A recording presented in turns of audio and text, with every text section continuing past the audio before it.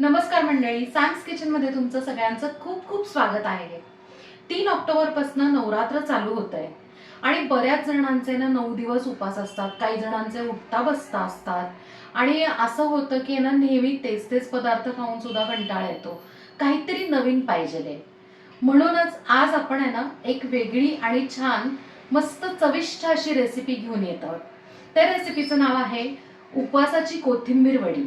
Yes, आपण regular तर कोथिंबीर वडी करतो, पण उपवासाला पण तशी पाहिजेच ना. आणि महत्वाचं म्हणजे की ह्याच्या आधी पण आपण बरेचसे ना उपवासाचे पदार्थ केले, त्याच्या सगळ्याच्या लिंक्स मी डिस्क्रिप्शन मध्ये मी तुम्हाला देत आहे. आपण उपवासाच्या कोथिंबीर वडीसाठी ना एक बाउल घेतलेला आहे. त्यात आता आपण छानपैकी ना 2 बाउल कोथिंबीर छान बारीक चिरलेली आहे ती घेतली आहे, स्वच्छ धुवून चिरलेली आहे ती घेऊया. त्यात आपण अर्धा चमचा जिरे टाकूया. 1 ते 2 चमचे किंवा जेवढं तिखट पाहिजे त्या पद्धतीने आलं आणि मिरचीचा ठेचा, 2 चमचे तेल, 1 चमचा लिंबाचा रस, 1 बाउल उपासाची भाजणी, चवीप्रमाणे मीठ. आता आपण हे आधी सगळं मिक्स करून घेऊया. आता हे मिक्स करून झालेलं आहे. थोडं थोडं पाणी टाकून आपण आहे ना ह्याचा घट्ट गोळा करून घेऊया. आपण गोळा छान भिजवून घेतलेला आहे. आता आपण एक 15 ते 20 मिनिटं याच्यावर झाकण ठेवून भिजवून देऊया. 20 मिनिटं झालेली आहेत आणि पीठ पण आपलं छान भिजलेलं आहे. आपण ना इडलीचा कुकर आहे ना त्याच्यात पाणी टाकून आपण उकळायला ठेवलेलं आहे आणि इडलीच्या कुकरमधलीच ही थाळी घेतलेली आहे. जर तुमच्याकडे ना इडलीचा कुकर नसेल किंवा ही थाळी नसेल तर आपलं रेग्युलर कढईमध्ये पाणी टाकून आहे ना तापवायला ठेवलं तरी चालेल आणि त्याच्यात एका थाळीत असं थापवून घेऊयात. आता हे पीठ असं छान स्प्रेड करून थापून घेऊयात आपण. मस्त आपण आहे ना इव्हनली हे छान थापून घेतलेलं आहे.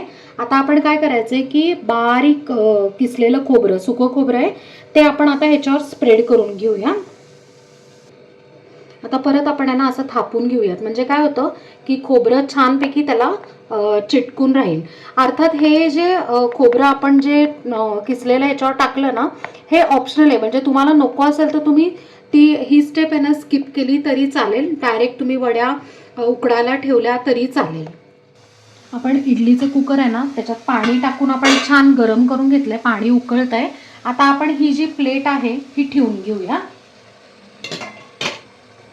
प्लेट ठेवून घेतली आहे आणि आता आपल्याला हे वडीचं मिक्सचर जे आहे ते उकडून घ्यायचं आहे.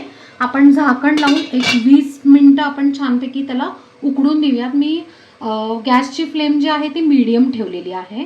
आता 20 मिनिटं झालेली आहेत. आपण छानपैकी याला वाफवून घेतलेलं आहे.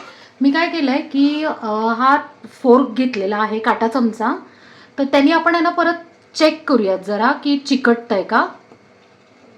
येस, नाही चिटकत आहे अजिबात, म्हणजे आपली वडी छान शिजलेली आहे. काट्या चमच्याच्या ऐवजी तुम्ही टूथपिकने पण चेक करू शकता. आता आपण काय करूयात, ही प्लेट आहे ना याच्यातनं बाहेर काढून गार करून घेऊया. आता हे वड्यांचं मिश्रण जे आहे ते पूर्ण गार झालेलं आहे. आपण याच्या आता वड्या कट करून घेऊया.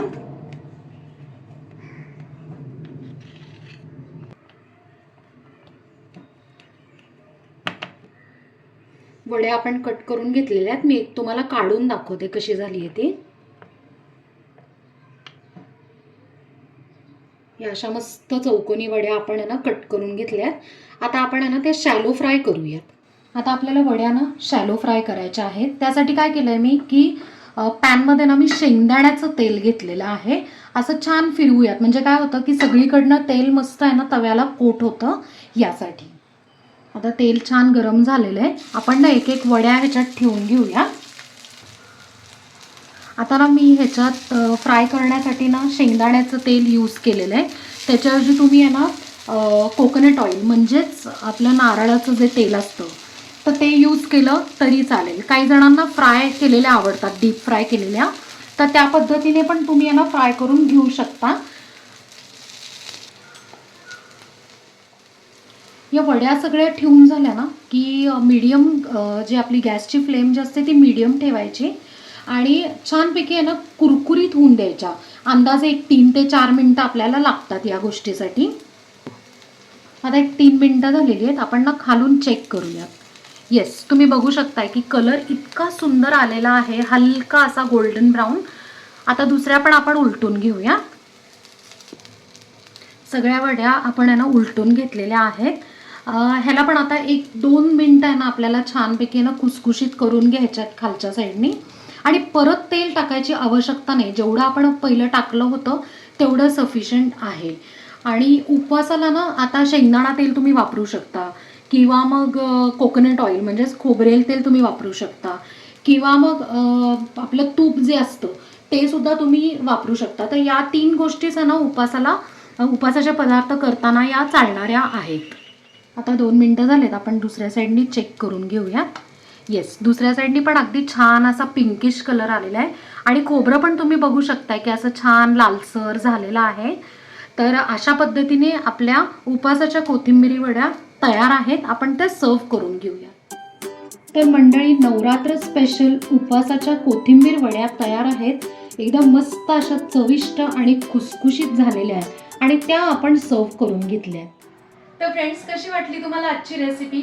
आहे ना मस्त आणि वेगळी सुद्धा आहे. ही कोथिंबीर वडी ना तुम्ही स्टोर सुद्धा करू शकता. एक 4 ते 5 दिवस फ्रीजमध्ये आरामशीर तुम्ही स्टोर करू शकता. जेवढे पाहिजेत तुम्हाला तेवढे फ्राय करून घेतले तरीही चालतील. सो तुम्ही पण नक्की करून बघा आणि मला कमेंटमध्ये सांगा. आपल्या चॅनलला सबस्क्राईब करा, लाईक करा, शेअर करा आणि कमेंट करा. आणि बेल आयकॉन नक्की प्रेस करा नवीन व्हिडिओच्या नोटिफिकेशनसाठी. थँक्यू.